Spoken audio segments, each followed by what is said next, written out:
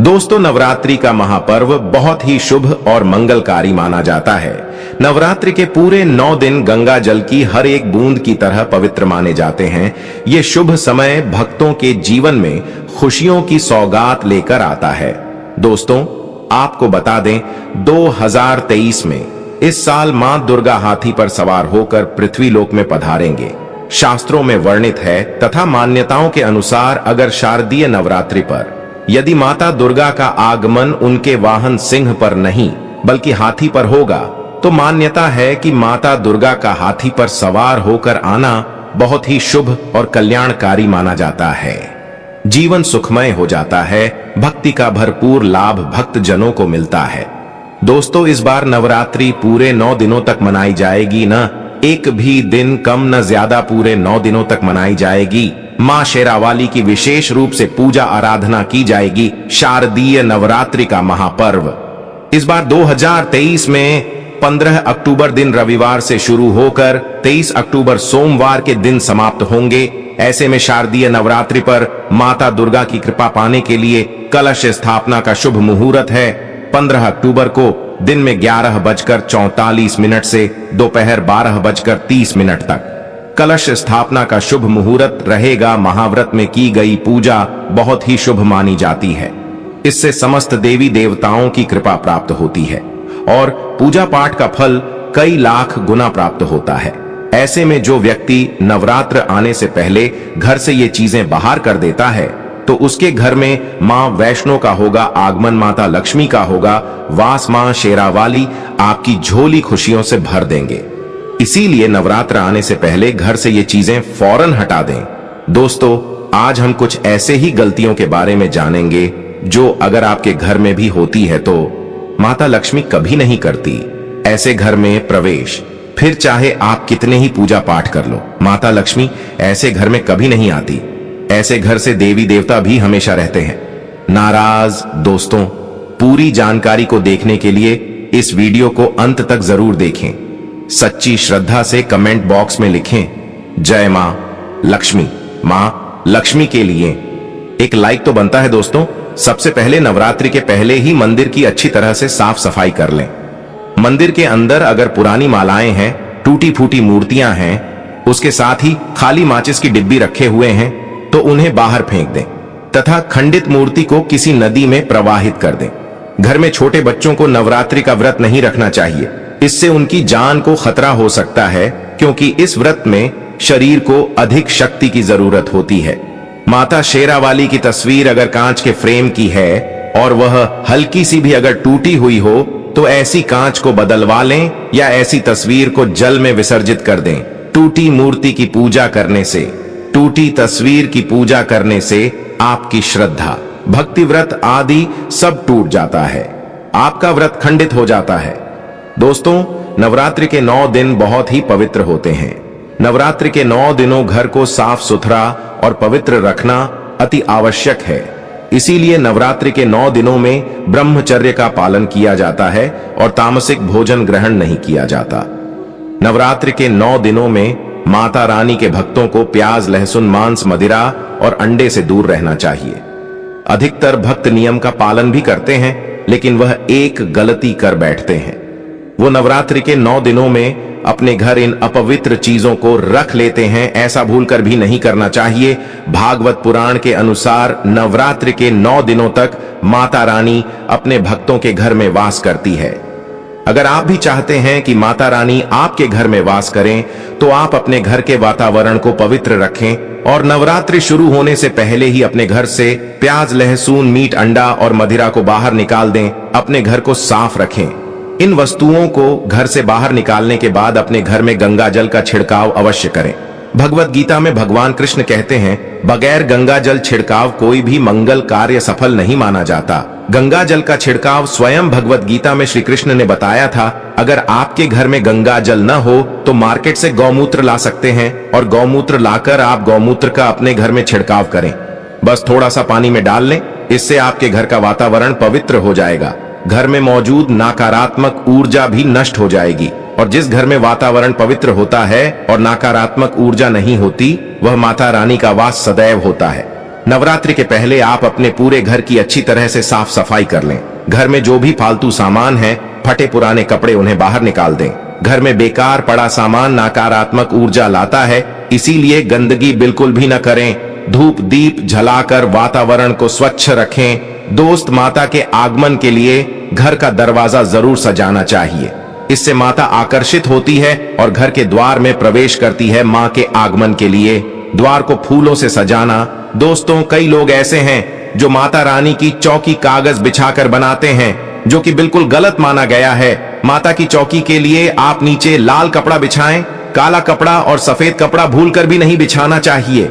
ध्यान रखें, कपड़ा फटा भी नहीं होना चाहिए। दोस्तों, अगर आपके घर में देवी देवताओं की खंडित मूर्ति, दिया या फटा हुआ चित्र अगर हो, तो उसे किसी पवित्र नदी में विसर्जित कर दें, क्योंकि ऐसी मूर्तियां और चित्र दुर्भाग्य लाती हैं। देवी देवताओं की खंडित मूर्ति की पूजा न करें और ना ही उन्हें घर में रखें, क्योंकि उन्हें घर में रखना बुरा माना जाता है। दोस्तों, वहीं अधिकतर लोग अपनी छत पर या घर के मुख्य दरवाजे के आसपास कबाड़ इकट्ठा कर देते हैं। ऐसा करना अशुभ माना जाता है। अगर आपने भी अपने घर में घर के मुख्य दरवाजे पर या छत पर या फिर खासकर घर की उत्तर दिशा में कबाड़ इकट्ठा कर दिया है, तो नवरात्रि शुरू होने से पहले उस कबाड़ को घर से अवश्य ही निकाल दें। दोस्तों, यदि आपके घर कोई भी बंद घड़ी है, तो नवरात्रि शुरू होने से पहले उसे अपने घर से हटा दें और नई घड़ी ले आए या उसकी मरम्मत करवा लें। घड़ी को प्रगति का प्रतीक माना जाता है। बंद घड़ी समय से पीछे चलने वाली हमारी प्रगति में बाधा डालती है। इसीलिए नवरात्रि शुरू होने से पहले ही आप बंद घड़ी को घर से बाहर निकाल दें।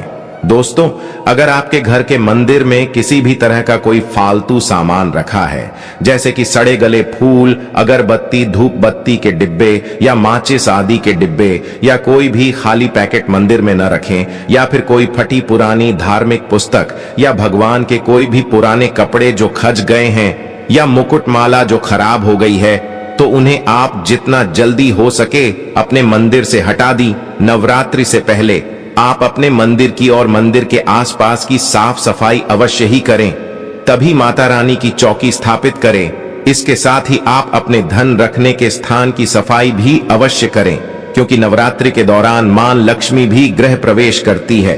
धन रखने के स्थान पर किसी भी तरह का कोई भी पालतू सामान, टूटा हुआ सामान न रखें। धन रखने के स्थान को मंदिर की तरह ही साफ रखें। नवरात्रि के दौरान माता रानी की पूजा में कौड़ियों को शामिल करें। माता रानी के साथ साथ रोजाना कौड़ी का भी पूजन करें। इसके बाद कौड़ी को धन रखने के स्थान पर रख दें। ऐसा करने से बरकत हमेशा होती है। अगर आपके पास पुराने जूते चप्पल इकट्ठे हो गए हैं, तो नवरात्रि से पहले उन्हें घर से बाहर निकाल दें। पुराने जूते चप्पल की अशुभता के कारण ही घर में नकारात्मक ऊर्जा आती है और घर में अशांति और तरह का माहौल रहता है। नवरात्रि आने से पहले घर से निकालना न भूलें। अगर जिस घर में ज्यादा होता है, उस घर में माता रानी का भी वास नहीं करती। साथ ही साथ टूटे फूटे बर्तन अगर घर में पड़े हैं, या टूटा हुआ आईना भी अगर घर में हो, तो उसे भी निकाल दी। घर में टूटे फूटे ईंट पत्थर भी नहीं रखना चाहिए, इसे माता लक्ष्मी नाराज हो जाती है। अब हम जानते हैं नवरात्रों के दौरान क्या नहीं खाना चाहिए और क्यों नहीं पीना चाहिए, और कौन सा फल खाने से व्रत संपूर्ण और सफल हो जाता है। दोस्तों, हमारे चैनल को सब्सक्राइब जरूर करें और इस बेल आइकन को दबाना ना भूलें। तो आइए शुरू करते ही। दोस्तों, नवरात्रि के दिन से जरूर खाना चाहिए। शास्त्रों में बताया जाता है कि भगवान के भोग में सेब आदि जरूर अर्पित किया जाता है। अगर आपका व्रत है तो आपको केला, पपीता, तरबूज और मीठे अंगूर जरूर खाना चाहिए। इन फलों से व्रतधारी को शक्ति मिलती है और व्रत संपूर्ण हो जाता है। शास्त्रों में बताया जाता है कि नवरात्रों के दिनों में सीताफल जरूर खाना चाहिए। सीताफल खाने से 10 ऐसी बीमारियां हैं जो खत्म हो जाती हैं। माना जाता है कि नवरात्रों के दिनों में सीताफल का घर में प्रवेश होना बड़ा ही शुभ माना गया है। सीताफल खाने से नवरात्रि का व्रत सफल हो जाता है, क्योंकि इसमें माता सीता का आशीर्वाद मिला हुआ होता है। नवरात्रि के दौरान सीताफल खाता उसे दुखों का सामना नहीं करना पड़ता। सीताफल आपको जरूर खाना चाहिए। दोस्तों, नवरात्रि के 9 दिन शक्तिमान दुर्गा को समर्पित होते हैं। नवरात्रि के 9 दिन माता रानी के 9 अलग अलग स्वरूपों का पूजन किया जाता है। नवरात्रि के 9 दिनों में माता रानी को अलग अलग स्वरूप के हिसाब से अलग अलग भोग अर्पित किए जाते हैं। लेकिन क्या आप जानते हैं, कुछ ऐसी वस्तु हैं जिन्हें नवरात्रि के दौरान भूलकर भी माता रानी को अर्पित नहीं करना चाहिए। अगर इन वस्तुओं को आप गलती से भी माता रानी को अर्पित कर देते हैं तो आपको व्रत और पूजन का पूर्ण लाभ नहीं होगा। इसीलिए माता रानी की कृपा प्राप्त करने के लिए आपको यह जानना अति आवश्यक है कि वह कौन सी ऐसी वस्तु है जो माता रानी के पूजन में भूल कर भी इस्तेमाल नहीं करना चाहिए।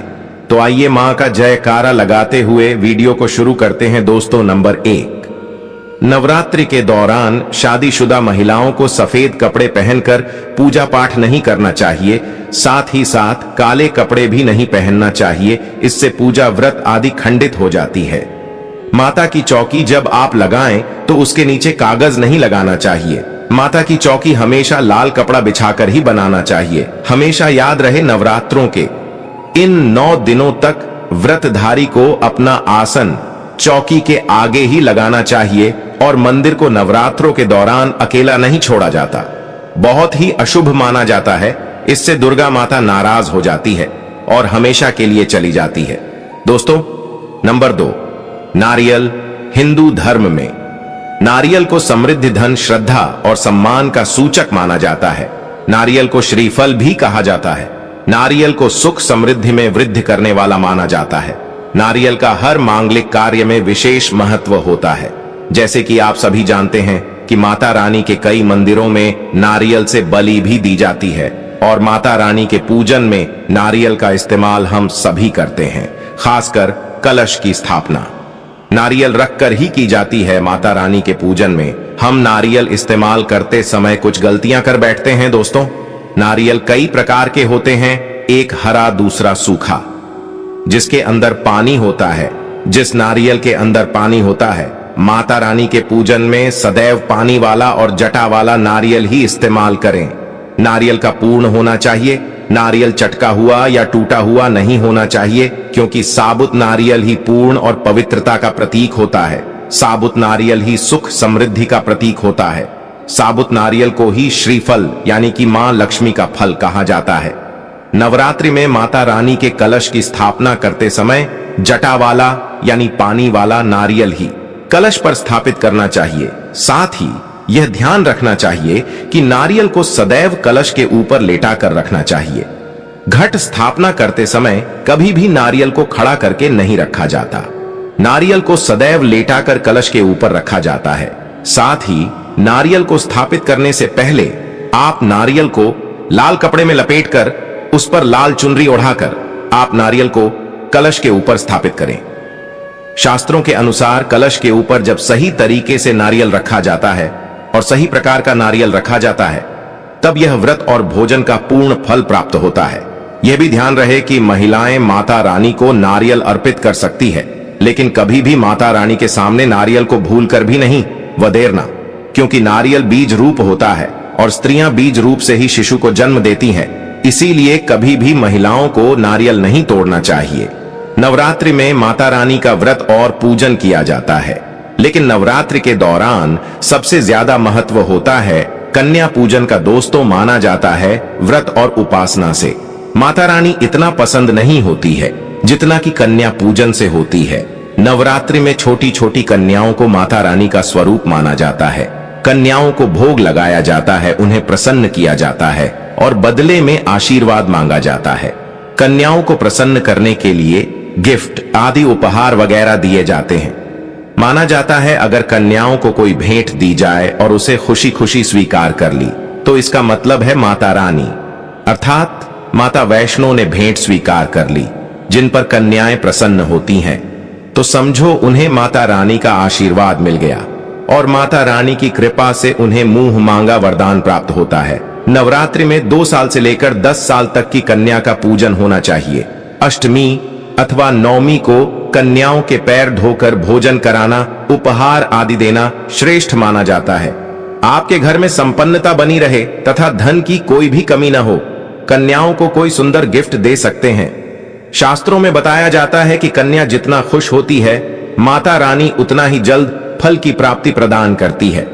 ऐसे में आप कन्याओं को चॉकलेट बॉक्स दे सकते हैं तथा खूबसूरत कपड़े दे सकते हैं। याद रहे, काले कपड़े न दें और स्टील के बर्तन भी गिफ्ट के तौर पर दे सकते हैं। याद रहे कि कन्याओं को लोहे का कोई भी सामान नहीं देना चाहिए। दोस्तों, जब कन्या अपने घर के लिए प्रस्थान करें तो उनके चरण जरूर छू लें और अपने मन में अपनी प्रार्थना को पूरा करें। सच्चे दिल से मांगी मुराद माता रानी अवश्य पूरी करती है। प्रिय भक्तों, आज के वीडियो में बस इतना ही। हमारे द्वारा दी गई शास्त्रों अनुसार जानकारी आपको अच्छी लगी हो तो वीडियो को लाइक और कमेंट बॉक्स में जय माता रानी अवश्य लिखें। धन्यवाद।